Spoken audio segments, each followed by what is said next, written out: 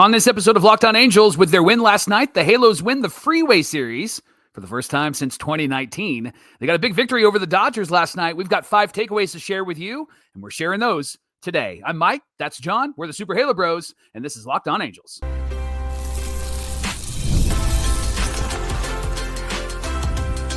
You are Locked On Angels, your daily Los Angeles Angels podcast. Part of the Locked On Podcast Network, your team every day. Thanks for making Locked On Angels your first listen of the day. You can find us anywhere you get your podcast, including Apple Podcasts, Spotify, and SiriusXM by searching Locked On Angels. And if you'd like to get back to the Super Halo Bros for all the Super Halo content, here's some things that you can do. Leave us a rate and a review on Apple Podcasts. Hit that thumbs up and subscribe button on YouTube. And while you're here, leave a comment. One of the best ways to get in touch with us and be a part of the conversation. And this episode of Locked On Angels is brought to you by FanDuel. Football season is just around the corner. Visit the FanDuel app today to start planning your future bet now. And you can come bowling with us at the second annual Logan All-Star Bowl, Sunday, September 7th from 5 p.m. to 8:30 p.m. We're raising money for the YMCA of Orange County. Get your ticket by clicking the link in the episode description. And when you check out, use the promo code Halo Bros. Can't wait to see you at the second annual Logan All-Star Bowl. Thanks for being here for this episode of Locked On Angels, where it's your team every day. You've got the Frisch Brothers here with you,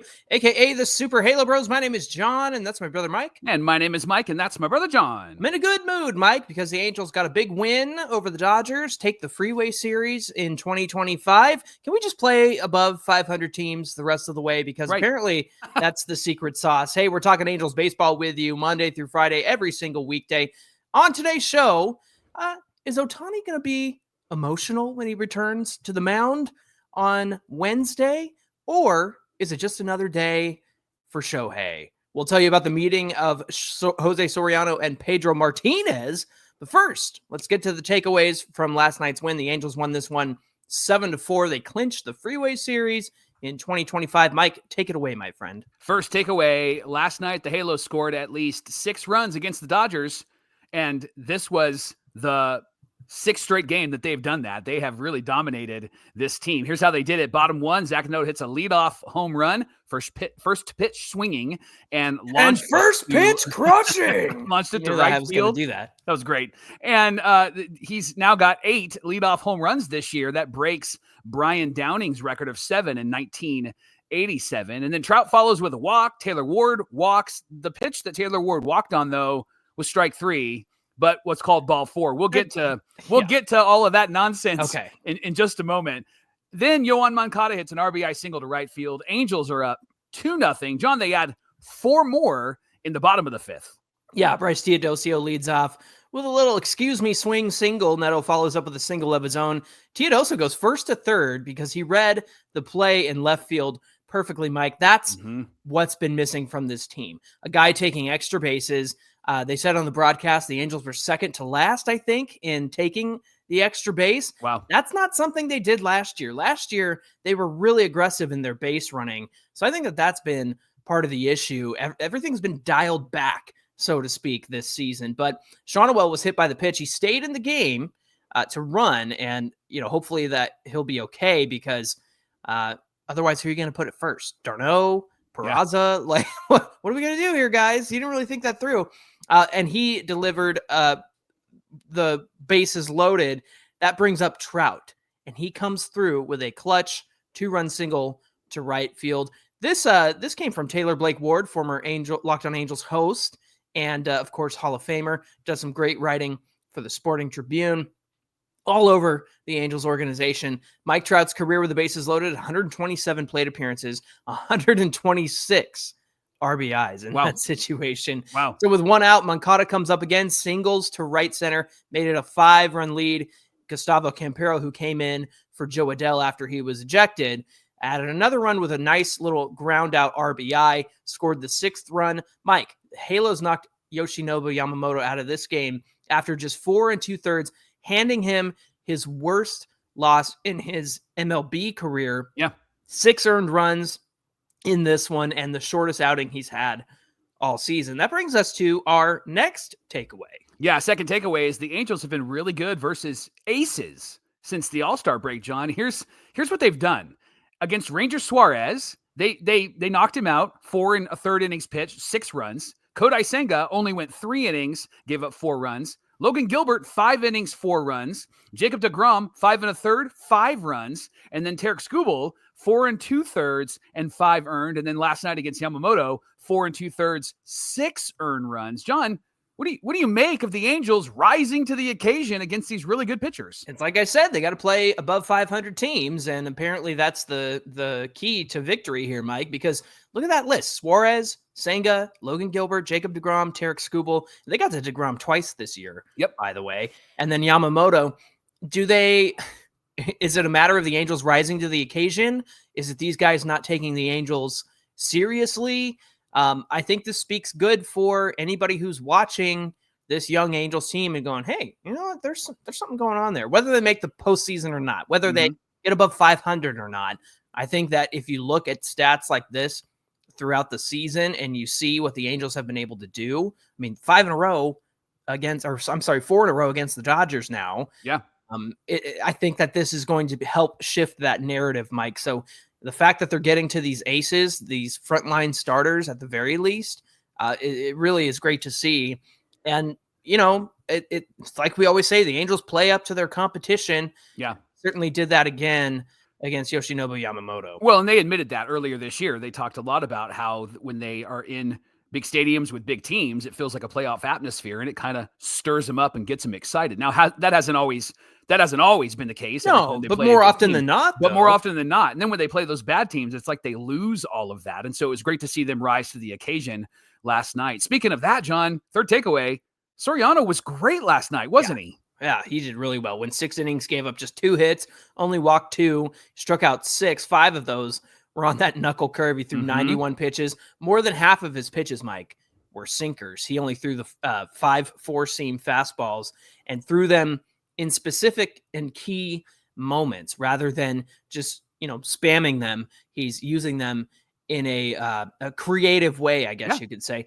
One of those happened in the 4th inning against Freddie Freeman. Soriano threw 100 miles an hour, four-seam fastball right past him to get Freeman swinging.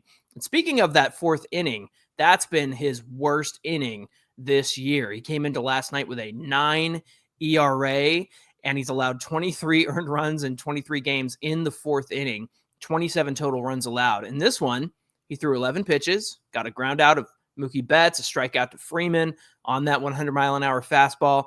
He did give up a single to Will Smith, but he got Max Muncy to ground out to first. 4th inning, no problem, my friend. So that was great to see. By the way, speaking of Max Muncy, they need to give his optometrist a raise because ever since he started wearing glasses, it was like, oh, Muncy's back. And so he needs to get half of Muncy's contract. Yeah, that's what it saved his career, right? Speaking of home runs, John, 4th takeaway, Zach Neto had 2 of them last night, 19 total on the season. Remember, he hit 23 last year, had 20 home runs, 20 doubles, and 20 steals last year.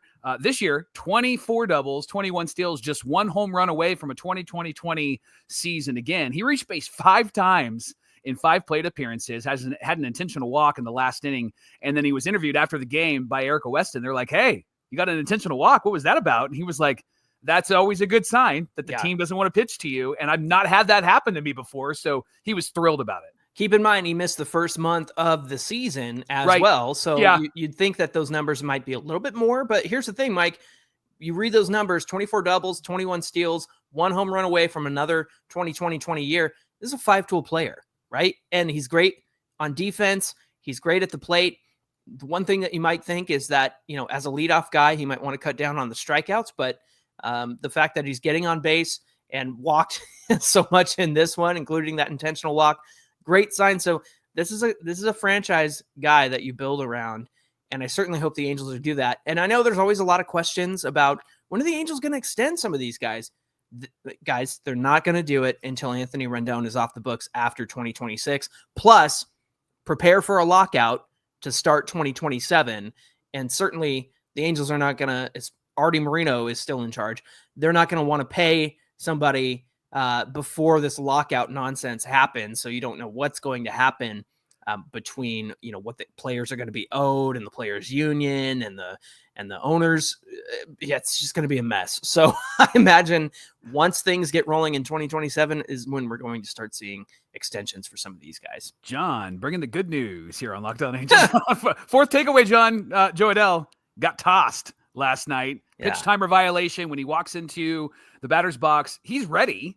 Yeah. He's looking at Yamamoto. I don't know why he got a pitch timer violation, and he argued that. He was like, I'm standing right here. I'm in the box. Very, very animated, right? And then it was a ball, and then 2 swinging strikes at pitches that weren't in the zone. I think Joe was just in his head and frustrated. And then when he struck out, you could tell he said something to Dan Iasona and got tossed. Although Adell never says anything. No. And so him just kind of like making a point about like, I wasn't late. And he's walking away as he says it too. Yeah. So it's not like he turned around and screamed at him, but it was, really These stupid. Umpires, like that ABS system is going to be great. You made a great point on Twitter for Super Halo Bros. You had talked about how it could be interesting to see if the umpires adjust to ABS, if they look bad because some of their calls are bad, and if they start maybe stretching the zone a bit or making sure that they're a bit more accurate. So we'll hopefully see that. It sounds like we're going to see that next season. Yeah, I mean, if you're getting a bunch of overturned calls against an umpire because you're getting challenged constantly, it's going to make that umpire adjust. And right now, the only way you can really say anything to an umpire is if your manager or player says something to them. Yeah. And, sometimes between innings, the catcher might say, hey, you gave that pitcher that strike on the corner. I want that from my guy too, right? And so that's kind of the only thing you can do right now. But I imagine, Mike, if you're embarrassing an umpire, which a lot of these umpires are going to be embarrassed, I hope umpire scorecards adds like a challenge element to their card to see how many got overturned and that sort of thing. But that's going to be very interesting in this one. So bad news all around, though, for Gustavo Campero. He got hurt in right field trying to jump and catch a Max Muncy home run, hurt his ankle. And just imagine, I'm going to do it on the video side. Just imagine trying to touch the top of your hand to the back of your wrist. That's what happened to Gustavo Campero with his foot. So just not a great image. Not good. Matthew Lugo gets the call up for the replacement. Kyron Paris, maybe somebody like that coming up. Lugo's been good in AAA recently. So you never know. I think it'll be Paris, because I think they're probably going to prioritize defense, and they probably want Lugo to continue to have regular at-bats until the end of the year. So I think it'll be Paris. We'll see. We haven't had, at the time of this recording, haven't heard yet. John, that does keep Paris in center field so that Joe Adell can stay in right field. Yeah, so I think they're going to move some pieces around. Plus, they're going to have Teodosio and those guys moving in and out, and they're not going to play every day. And I think they want Lugo to play every day. Last takeaway, Johnny. Halos had to use Kenley last night because they gave up 4 runs in the top of the 8th. It forced the Angels to bring him in. He came in with 20 consecutive appearances of not allowing a run, longest streak in the majors, 10th longest in Angels history, and it was no problem last night. 2 strikeouts, fly out, 21 straight appearances, gets the save against his former team, and the Angels 4-0 against the Dodgers this year. So that's small victories, right? Small victories for us because we don't have anything big, major to celebrate this season. It's frustrating that it came down to a save situation because I understand why they brought Sean Anderson in just eat the innings, bro. It's like get 3 outs, right? And he gives up the solo home run to Ohtani, fine, right? And then he gives up that 3-run home run to Muncy with 2 outs. And so you have to go to, your better pitchers in the bullpen, like Brogdon got the last out. Kenley comes in, closes the game. Don't get me wrong. I love seeing Kenley on the mound, but frustrating that that's what ended up happening because you feel like 7-0, you give up 4 runs. That was the worst case scenario, right? And that's exactly what happened. You'd think, if Anderson gives up that solo home run to Ohtani and then it's over, fine, right? That's why he's up. Yeah. That's why he was in the game. But it's frustrating that it came down to a save situation. I just want to, can I read this real fast, Mike? Shohei Ohtani hits his 100th career home run at Angels Stadium and ties Kyle Schwarber for the National League of 42 home runs as the Dodgers fall to the Angels 7-4. Well, looks like the tungsten arm O'Doyle is on the other foot once again. Thanks for making Locked On Angels your first listen of the day. Coming up, does Soriano got that dog in him, as we like to say. We'll explain what we mean, and we'll talk about that coming right up.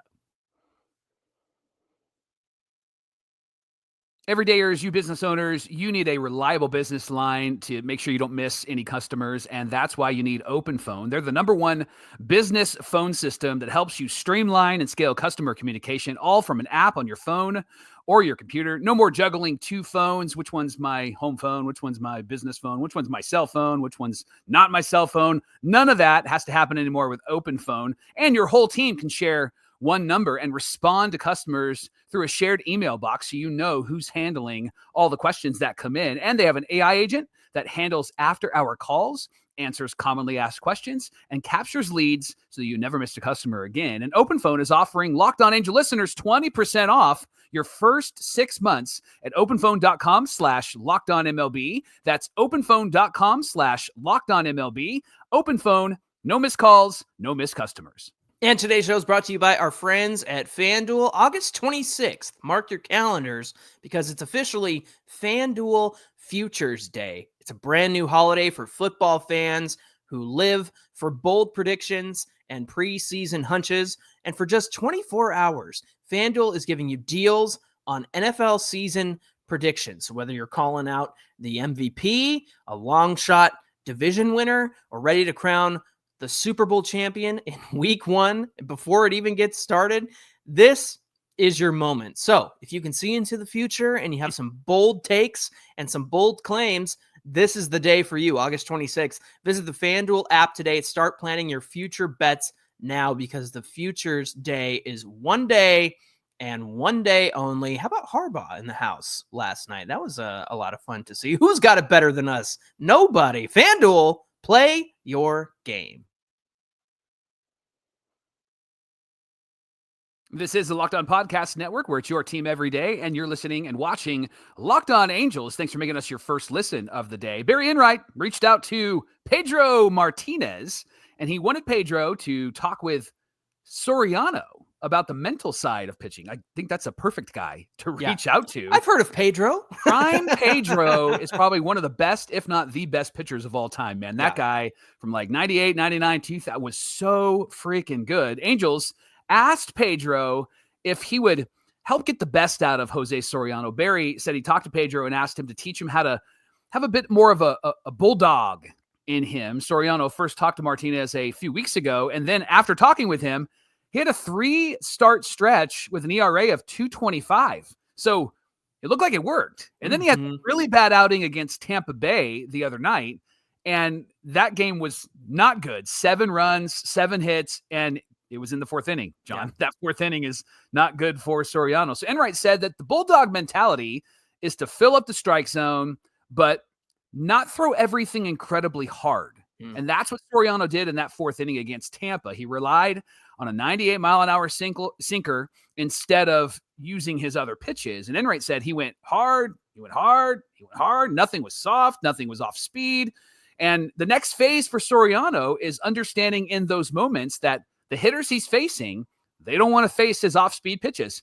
And we saw that last night, John. The knuckle curve, 5 of the 6 strikeouts came on that pitch. And he said what happens often is Soriano is going to try to get them early with the hard stuff, and then he follows up with the off-speed stuff, keeps them off balance. When he gets into trouble, though, he just throws everything really hard. He throws his sinker really hard, really fast, and he throws his fastball really hard, really fast. And Barry wanted Pedro to walk him through how he can change his approach in those situations. Yeah, this is why he wanted him to connect with Pedro Martinez. He said he was one of the underrated aspects of Pedro's career was that he had a lot of power, but he also had precision and could pitch too, maybe better than anybody ever, he said. Montgomery said, I think Sori has that capability. He just has to be able to harness it in the moment, be able to step off the gas as much as he wants to step on it. Mike, did we see Bulldog Soriano in last night's game? What do you say? Yeah, man. I mean, that guy pitched a heck of a game last night, and he was smart. And here's this is hard for me to say, but was the difference last night, John, Travis d'Arnaud as catcher and not Logan O'Hoppe? What do you think? Well, I mean, if the mentality is don't rely on your hard stuff to just get you out of a bad moment, Because look, if everything's coming in fast, the timing is going to be the same between the sinker and the four-seam fastball. I know he ramped it up to 100 last night, but you can sit on that and wait for that, really fast pitch to come into the zone. And if Soriano makes a mistake, which he can do, right? Get a flat sinker in there that stays at the top of the zone, they can do some damage on. You're just not messing with the hitter's timing at all. But all of this conversation, Mike, tells me that Soriano is learning how to be a pitcher and not a thrower. How many times have we seen throwers, especially in the Angels, especially in the bullpen during the Billy Epler years? We saw a lot of throwers, guys that could hit 100. Justin Anderson is somebody that comes to mind. I know he's still in the league, but the fact is, you saw a lot of guys just go up there and throw. And, it's not a coincidence that when we talk about guys who know how to pitch, we talk about Shohei Ohtani and what he used to do on the Angels, where he'd hold back that 102 mile an hour fastball until he needed it. And we saw a glimpse of that with Jose Soriano ramping up a four-seam fastball to Freddie Freeman at 100 miles an hour to get him to swing right through it. He wasn't ready for it. It wasn't expected. It wasn't something that Freddie could catch up to because he wasn't sitting on it. And a lot of the times, if you're just going fast, fast, fast, these guys, they're professional hitters. And despite how fast you can throw, they're going to be able to hit it. Look at Mason Miller, right? Mason Miller, who's now with the Padres, was the A's closer. Lourdes Gurriel Jr. took a 104 mile an hour fastball for a ride and hit it out for a home run. And it was the fastest fastball that's ever been hit for a home run in the pitch tracking era since 2008. Mike, that's because if you're not messing with the hitter's timing up there, then you can sit on a fastball, even if it is 104 miles an hour. You know it's coming in fast, so you better start that swing early. But if you're going to throw me 85 knuckle curve and I start my swing early, I'm going to be swinging out in front of that thing before it even hits the dirt, before it even hits the glove, right? And so I think that's what's been missing from Jose Soriano. He's learning how to pitch. He's learning how to pitch smart. I think that we are finally moving past an era of pitchers who just throw, right? Because you have to be creative as a starting pitcher. Look at Jared Weaver. Didn't have the highest velo, and year after year, that velo ticked down, ticked down, ticked down. But he was creative. He was smart.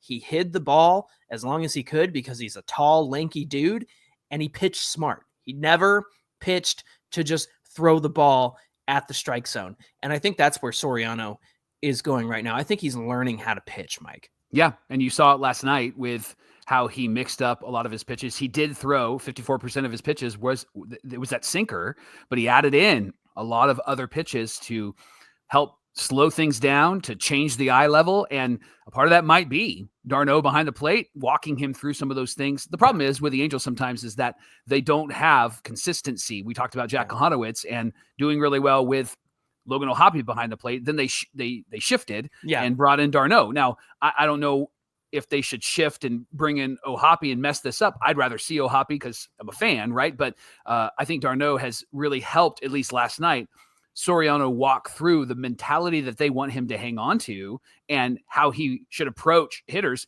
especially with a really tough lineup like the Dodgers. And he had them really off balance. They could not do much against him at all. Just 2 hits. He allowed 2 free passes, struck out 6.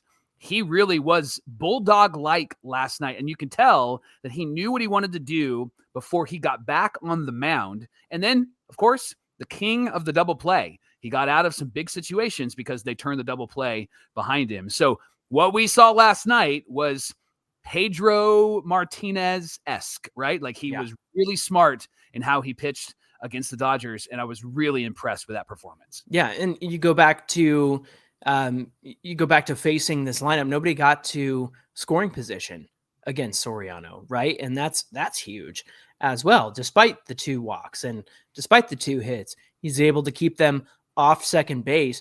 And, this goes back to what we talked about yesterday with the ho-hum culture of the Angels, the casual culture of the Angels. This is how you beat that, isn't it? Like, this is how you break through that. You reach out to Pedro Martinez. You connect him with a guy who, could certainly look up to Pedro as he's growing up and learning how to pitch, right? And so I think that this is a step in the right direction. More of this, please. So credit to Barry Enright for making this happen. They also said Dontrell Willis helped make this connection happen too. So glad to see that there was results, and glad to see that Soriano really took what Pedro had to teach him to heart in last night's game. Our everydayers at GameDayH make clean, no logo gear with team-inspired colorways for every pro and college fan base. And they're inviting you to wear that gear and rock that gear. It's about letting your colors speak for themselves. No giant logos, just smart, versatile style that works on game day or maybe on the golf course or anywhere in between. And the hat that John has, it's beauty. It's white with the red stripes, and it pairs perfectly with what he normally wears. It doesn't stand out. It's not weird. It's not awkward. He can wear it maybe out having a good time or even out on a date with his wife. And they need that because they have a young child, and you never get a break when you have a young child. So it looks good. It's subtle. Best of all, it fits our heads. That's what I loved about the hats. And GameDayH also makes these split shade gloves. John's showing that on the video side, made for the golf course, or it's a perfect gift for the fan who has everything. And right now, get 15% off with the code MLB15 at GameDayH.com. That's GameDayHue.com. 15% off when you use the promo code MLB15. One more time, GameDayHue.com. Yeah, the other day, the media asked Dave Roberts, the manager for the Dodgers, if Ohtani returning to play and pitch in Anaheim would be emotional for him. Dave Roberts said, not really. And so the question we have as we talk this through is this emotional for the fans? Is it emotional for Ohtani? Are fans angry with him? Do they miss him? Is there regret because they didn't win with Ohtani? Where are we at a year and a half after he's left the team, a year and a half after he didn't return to the Angels, and a half a year, almost a full year now, where he won a World Series with the team that he went to after the Angels? He won it all, and he had an MVP season despite just DHing, despite just hitting, because he was that good at the plate and on the bases, Mike. So where do we stand? I want to hear from our everydayers, of course. So whether you're watching or listening, come on over to YouTube, get in the comments section for today's show, because that's the best place to get in touch with us. Michael, are you emotional? Is that a tear that I see on there? John, I'm Switzerland, man. I'm neutral. I really was thankful that we had him on our team. I was thankful to watch him over the years. I was thankful that he is a guy who can pitch a doubleheader, pitch in the first and then hit 2 home runs in the bottom, right? Like, he's fantastic. Did that with us his last season. John, I'm kind of neutral, and I'm glad they gave him a nice, rousing celebration last night. Mostly Dodger fans were doing that, right? It was a World Series walk-off home run, my friend. Well, they kind of took over, the stadium, which normally happens. But I'm really neutral. I really, what I want, John, is I want a team that wins. And so if it means that we don't have the Michael Jordan of this era for baseball, if it means that we don't have the amazing GOAT of all time on our team, but we're winning, I'm going to take that. And I like the makeup of our team right now. I like some of the guys more than I like the other guys. I like the non-casual guys. I like the ones that have grit and going to run through a wall. And that's what I want. And so when it comes to a player like this, it was great to have him on our team. I'm just sick and tired of MVPs and great players, and we do nothing. I'm sick and tired of that. That's not to put the blame on Ohtani. I get the narrative behind it. I'm just sick and tired of having fantastic players, and we end up not even getting anywhere near the playoffs. So that's how I feel about this situation. Not really emotional, very neutral. What about you? Yeah, it reminds me of, Pujols hits home run number 500 with the Angels. We have the countdown board in, right field, and it's like, yeah, but we're not winning. We're not going to the playoffs, right? Yeah. Mike Trout on the way to 400. Yeah, but we're not winning. And so, they're trying to win. They're competitive, Mike. They're obviously competitive. And they're trying to make these games meaningful. They're trying to force a square peg in a round hole, right? And so that's the kind of stuff that you talk about when you talk about, I'm sick of MVPs doing great things, but the team isn't winning. Imagine, if you will, for 1 second, imagine if, and this is going to be, I'm going to stand up for GMPM. I'm going to stand up for Perry Manassian here.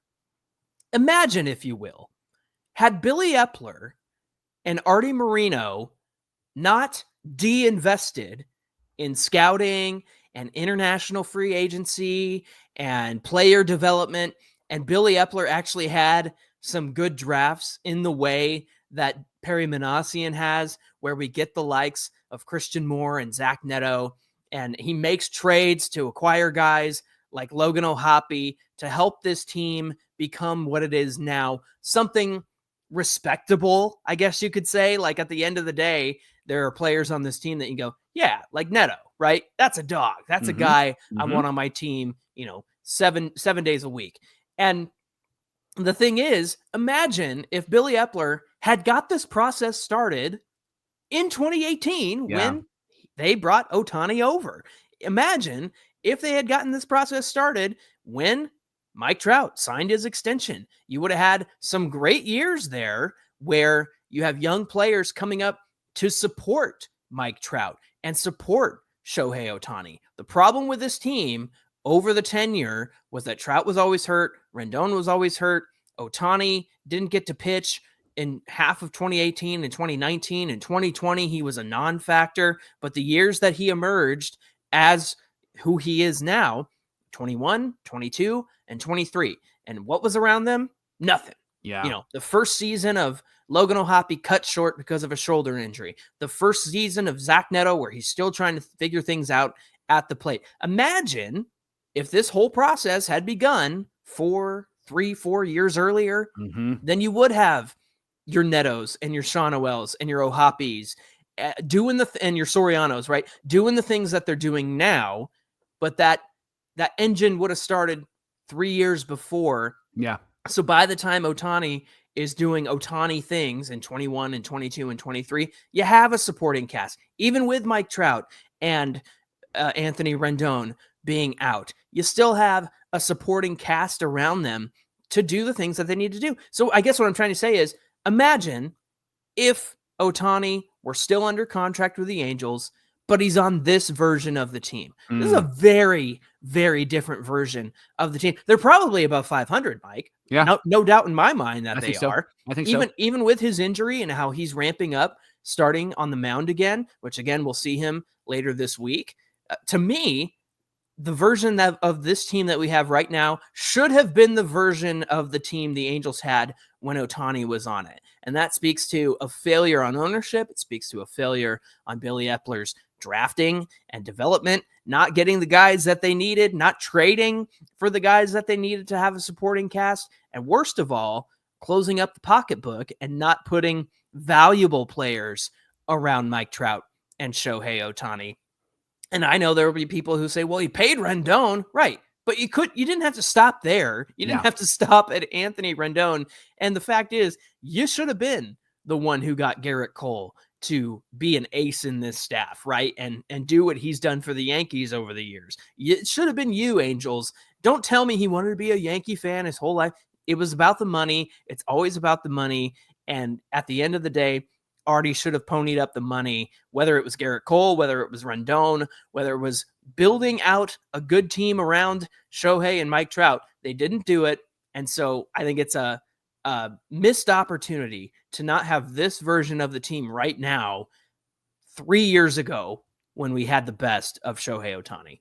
Thanks for making Locked On Angels your first listen of the day. Make sure you're subscribed to Locked On Angels on YouTube so you don't miss all of this great Halo content, including our postcast with Gavin Carlson. He's live after every game right here on the Locked On Podcast Network, where it's your team every day. Hey, be sure you give us a follow on Twitter at Locked On Angels. Connect with Mike and I on Twitter and Instagram at Super Halo Bros. Again, whether you're watching or listening, come on over to today's show on YouTube. Get in the comments section. We'd love to hear from you.